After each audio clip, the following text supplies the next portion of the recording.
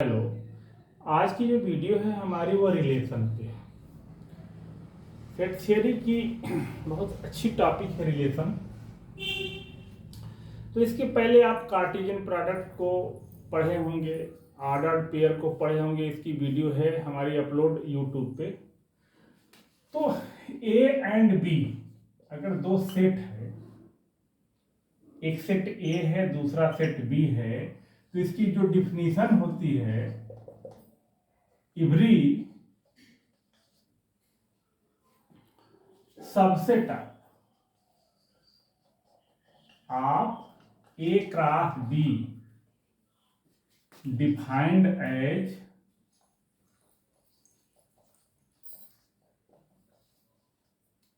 Relation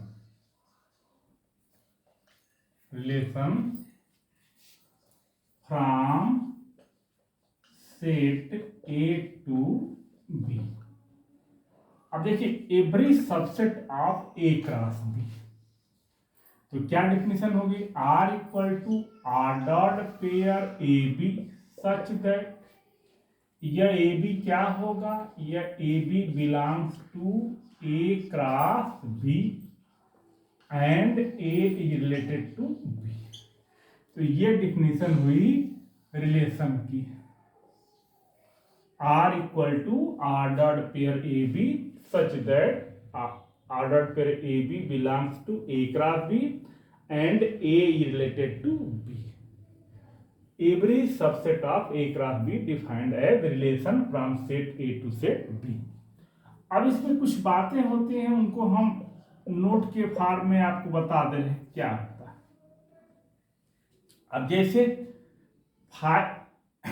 हमारे पास A and B दो set है और R जो है A से B में रिलेशन है, तो R इक्वल टू हो जाएगा ordered pair A B such that A belongs to A and B belongs to B। अब ये तो हमारा रिलेशन हो गया। अब इसमें क्या क्या बातें निकल के आ रही हैं? पहला, ये जो है हमारा फाई जो है वो भी एक रिलेशन होगा from set A to set B. Phi is a relation, ये भी एक रिलेशन होगा। कहां से कहां तक? From set A to set B. इसको कौन सा रिलेशन बोलेंगे हम? इसको इम्पटी रिलेशन बोलेंगे, इम्पटी रिलेशन। तो फाई कैसा रिलेशन होता है? ये इम्पटी रिलेशन होता है। और सेट में जानेंगे तो ये इम्पटी सेट होता है, लेकिन रिलेशन में जानेंगे तो इम्पटी रिलेशन होता है। और दूसरा, A cross B is also subset of A cross B. A cross B का सबसेट होगा, तो imply that A cross B is also relation, ये भी एक रिलेशन है।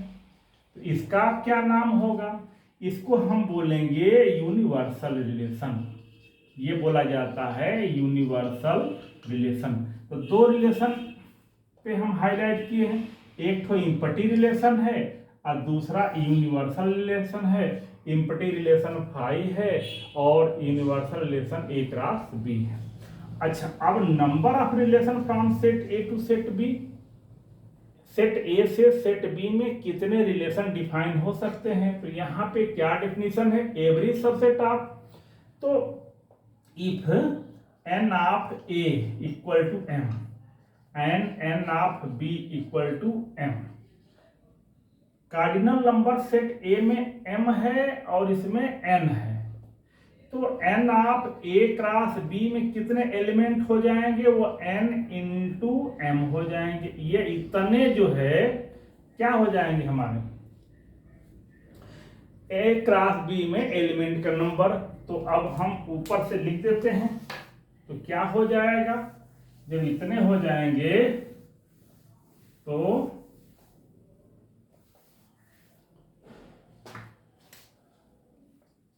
Number of subset from set A to set B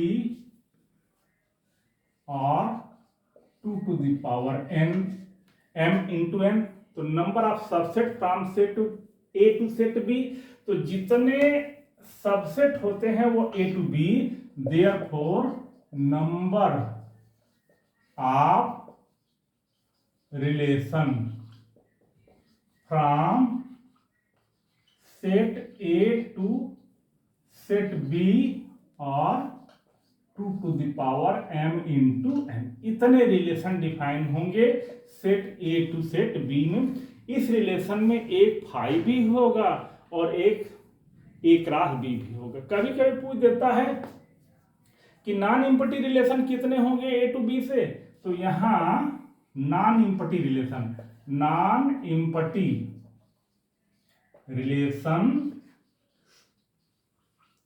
from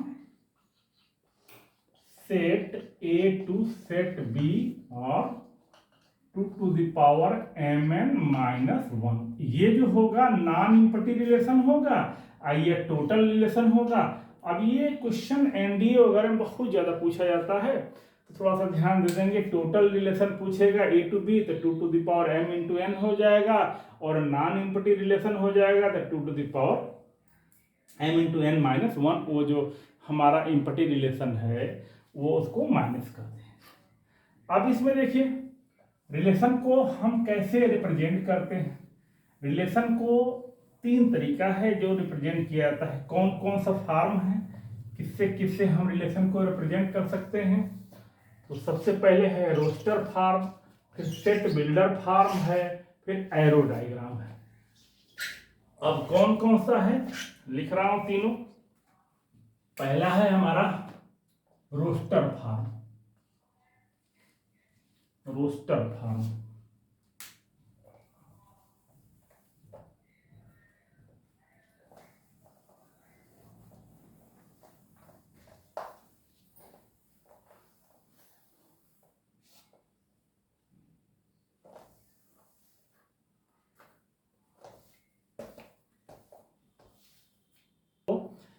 relation को हम roster form,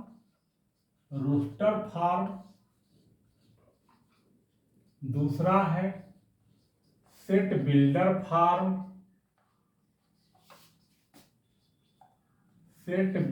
form, है, और थर्ड जो है एरो, एरो डायग्राम। पहला रोस्टर फॉर्म है, दूसरा सेट बिल्डर फॉर्म है, तीसरा एरो डायग्राम है। अब इसको हम कैसे एरो ARROW एरो डायग्राम। अब जैसे एक एग्जांपल दे हम A = 1 2 3 4 5 6, B = 2 4 5 और 6, R = ordered pair AB such that A belongs to A and B belongs to B, और क्या है A and B are relatively prime or co-prime। ये हमारा क्वेश्चन है। एक सेट ए है, दूसरा सेट बी है, और क्या है R = ordered pair AB such that A belongs to A and B belongs to B, A and B are relatively prime or co-prime। तो हमको इसमें बताना है रोस्टर फॉर्म क्या है, ये सेट बिल्डर फॉर्म क्या है, और एरो डायग्राम क्या है। तो जो ये लिखा गया है आर, यही सेट बिल्डर फॉर्म, ये सेकेंड वाला पहले हम लिख दिया सेट बिल्डर फॉर्म है। अब इसको हम आर को ऐसे लिख रहे हैं, देखिए क्या है, A and B are relatively prime और को प्राइम। तो 1 का 2 से हो जाएगा, 1 का 4 से हो जाएगा, 1 का 5 से हो जाएगा, 1 का 6 से हो जाएगा। 2 का 2 से नहीं होगा, 4 से नहीं होगा, 5 से हो जाएगा। अब जो है 2 का 6 से नहीं होगा, 3 का देखिए 3 का 2 से हो जाएगा, 3 का 4 से हो जाएगा, 3 का 5 से हो जाएगा, 3 का 6 से नहीं होगा। अब देखिए क्या क्या हो गया हमारा। 4 का देखिए, 4 का 2 से नहीं होगा, 4 से नहीं होगा, 4 का 5 से हो जाएगा, और 4 का 6 से नहीं होगा। 5 का किससे हो जाएगा? 2 से हो जाएगा। 5 का किससे हो जाएगा? 4 से हो जाएगा। और 5 का किससे हो जाएगा? 6 से हो जाएगा। और 6 का किससे होगा? 6 का ये 5 से हो जाएगा और किसी से नहीं होगा। एक बार फिर से चेक कर लिया जाए। हमें दोनों प्राइम और को प्राइम लिखना है। प्राइम और को प्राइम, इस चीज का ख्याल करिएगा, रिलेटिवली प्राइम और को प्राइम। तो 1 का 2 से हो गया, 1 का 4 से, 1 का 5 से, 1 का 6 से। 2 का 4 से, 2 का 5 से हुआ, 2 का और किसी से नहीं। 3 का 2 से, 3 का 4 का, 3 का 5 से, 3 का 6 से नहीं होगा। 4 का किससे हो गया? 4 का 5 से हो गया और किसी से नहीं होगा। 5 का किससे हुआ? 5 का 2 से हुआ और 5 का 4 से हो गया, और 5 का 6 से भी हो गया, और 6 का किससे होगा? 6 का केवल 5 से हो जाएगा। तो ये कौन सा फार्म है? ये जो है ये रोस्टर फार्म है। ये रोस्टर फार्म, इसको हम कहेंगे, इस वाले को कहेंगे रोस्टर फार्म। Roster farm. आइए जो ऊपर वाला ये कौन सा फार्म बोला जाएगा? आइए बोला जाएगा set builder form. Set builder form, ये सेट बिल्डर है, ये वाला सेट बिल्डर है। ये कौन सा फार्म है? रोस्टर फार्म है। और एरो डायग्राम कैसे बताएंगे? एरो डायग्राम देख लीजिए, ये सेट ए है, ये सेट बी है। इसमें 1 है, 2 है, 3 है, 4 है, 5 है, 6 है। और इसमें क्या क्या है? 2 है, 4 है, 5 है, और 2 है, 4 है, 5 है और 6 है। अब देखिए 1 का 2 से है, 1 का 2 से है, 1 का 4 से है, 1 का 5 से है, 1 का 5 से है, 1 का कहाँ से है? 6 से 1 का है। अब देखिए 2 का किससे है? 2 का 5 से है, 2 का 5 से हो गया। 3 का किससे है? 2 से है, तो 3 का 2 से हो जाएगा। ये 3 का किससे हो जाएगा? 4 से हो जाएगा। 3 का 4 से हो जाएगा।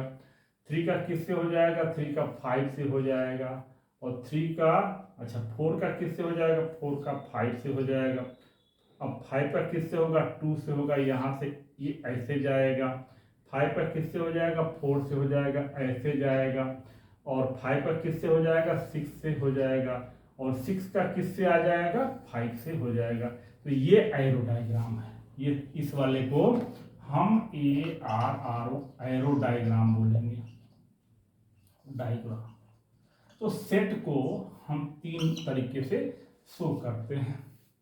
रोस्टर फार्म है, सेट बिल्डर फार्म है और एरो डायग्राम है। तो ये तो पहला ही हमने सेट बिल्डर फार्म में लिखा है, और दूसरा ये है रोस्टर फार्म है, और तीसरा एरो डायग्राम है। तो ये 11th लेवल पे पूछा जाता है कि सेट को कितने तरीके से रिप्रेजेंट करते हैं, और दिखाइए। चलिए अब आगे डोमेन क्या है, रेंज क्या है, वो सब बताते हैं। अब हम लोग डोमेन एंड रेंज के बारे में जानेंगे। R equal to R dot pair AB such that A belongs to A and B belongs to B।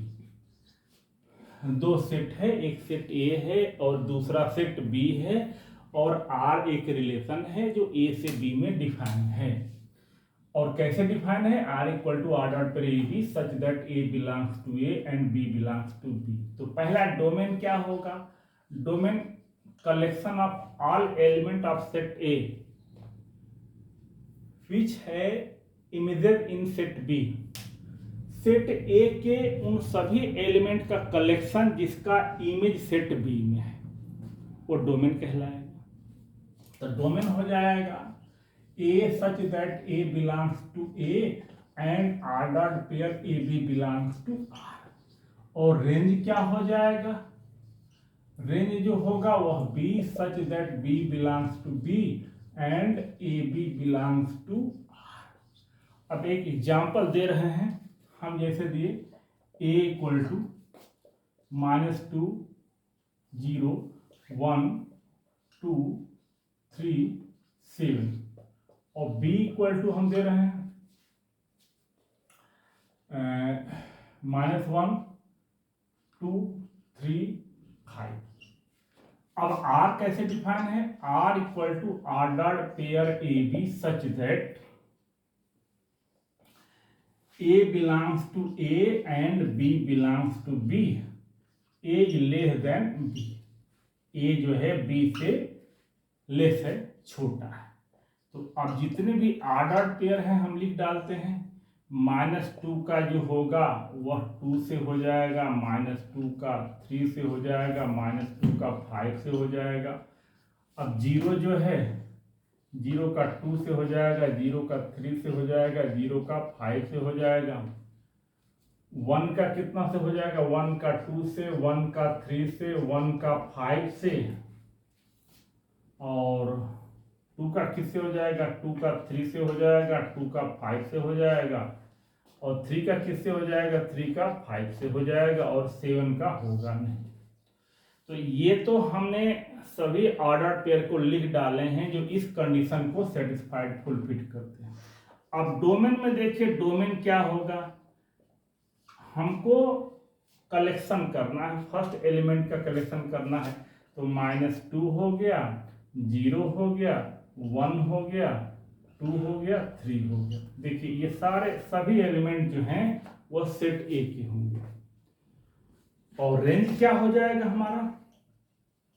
Range equal to हो जाएगा जो सेकंड एलिमेंट है उसका कलेक्शन हो जाएगा। तो 2 हो जाएगा, 3 हो जाएगा, 5 हो जाएगा, और जो है -2 का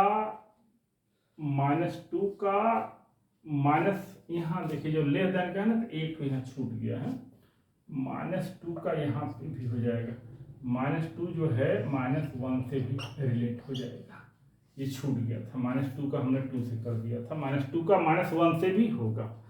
तो ये हमारा जो है यहाँ पे रेंज में आ जाएगा, -1 आ जाएगा, 2 आ जाएगा, और 3 आ जाएगा, 5 आ जाएगा। तो ये डोमेन हुआ और ये रेंज हुआ। तो रेंज जो है को डोमेन के इक्वल है।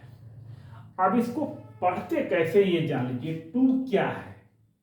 2 जो है -2 का R इमेज है, 3 जो है -2 का R इमेज है, 5 क्या है? -2 का R इमेज है, 2 क्या है? 0 का R इमेज है। अब ये इसे पढ़ें, -2 को क्या कहेंगे? तो हम कहेंगे -2 जो है 2 का प्री इमेज है, अंडर R है। -2 क्या है? 3 का प्री इमेज है, अंडर R। -2 क्या है? -2 जो है 5 का प्री इमेज है, अंडर R। तो ये तो रहा कि कोई सेट दिया रहेगा और रिलेशन की डिफिनेशन दी रहेगी, तो हम डोमेन को कलेक्ट कर लेंगे और रेंज को कलेक्ट कर लेंगे। अब कितने टाइप के रिलेशन होते हैं उन पे हम लोग कुछ पढ़ लें। तो इनवर्स रिलेशन हम जाने, इनवर्स रिलेशन क्या है?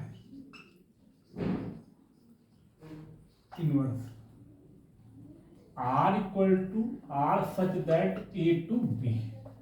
R जो है A से B में कोई रिलेशन है, तो जो R इनवर्स होगा वह होगा हमारा B टू A में। अब जैसे तो R इक्वल टू हो जाएगा हमारा ordered pair A B such that A belongs to A and B belongs to B। तो R इनवर्स क्या हो जाएगा? R inverse equal to ordered pair B ये such that B belongs to B and A belongs to A। Element उन्हीं के रहेंगे, जो A का एलिमेंट है वो A का रहेगा, जो B का एलिमेंट है वो B का एलिमेंट रहेगा। केवल ऑर्डर्ड पेयर चेंज हो जाएंगे। तो ऑर्डर पेयर के ऑर्डर चेंज हो जाएंगे, ऑर्डर पेयर के ऑर्डर चेंज हो जाएंगे, क्रम चेंज हो जाएंगे। तो इससे क्या चेंज होगा? जो रिलेशन का डोमेन है वो R इनवर्स के लिए रेंज हो जाएगा, और जो इसका रेंज है वो इसके लिए डोमेन हो जाएगा। केवल डोमेन और रेंज एक म्यूचुअली इंटरचेंज हो जाएंगे R इनवर्स के लिए। अब एक आइडेंटिटी रिलेशन है, आइडेंटिटी रिलेशन, आइडेंटिटी रिलेशन। तो आइडेंटिटी रिलेशन किसको कहते हैं ये जान लीजिए। R such that A to A, इसके लिए कंडीशन होगी कि वह ए से ए में ही रिलेशन होना चाहिए, और R equal to ordered pair A A such that A belongs to A is related to A. ये आइडेंटिटी रिलेशन होता है, ए का ए से ही रिलेशन हो, और ये है कि ए टू ए। अब जैसे देखिए ये सेट ए है, दूसरा सेट ए है, यहाँ 1 2 3 है, यहाँ 1 2 3 है। 1 का रिलेशन 1 से ही हो, 2 का रिलेशन 2 से ही हो, 3 का रिलेशन 3 से हो। ऐसे रिलेशन को आर इक्वल टू 1 1 2 2 और 3 3। तो इसमें जितने भी एलिमेंट हैं सारे एलिमेंट का, जैसे 1 का आर इमेज 1 है, और ऐसे इनवर्स में पढ़ेंगे यह 1 जो है इस 1 का प्री इमेज कहलाएगा। तो इसमें जितने भी हैं सारे ये एलिमेंट जो होंगे वो इमेज रखेंगे, तो ये इनवर्स रिलेशन है। अब इसके बाद जो होता है इक्विवेलेंस रिलेशन के लिए रिफ्लेक्सिव, सिमेट्रिक और ट्रांजिटिव, जिसकी वीडियो हमारी यूट्यूब पे पीछे है। तो दैट्स ऑल, इतना ही रिलेशन पे होता है। आगे की वीडियो में कोई और टॉपिक।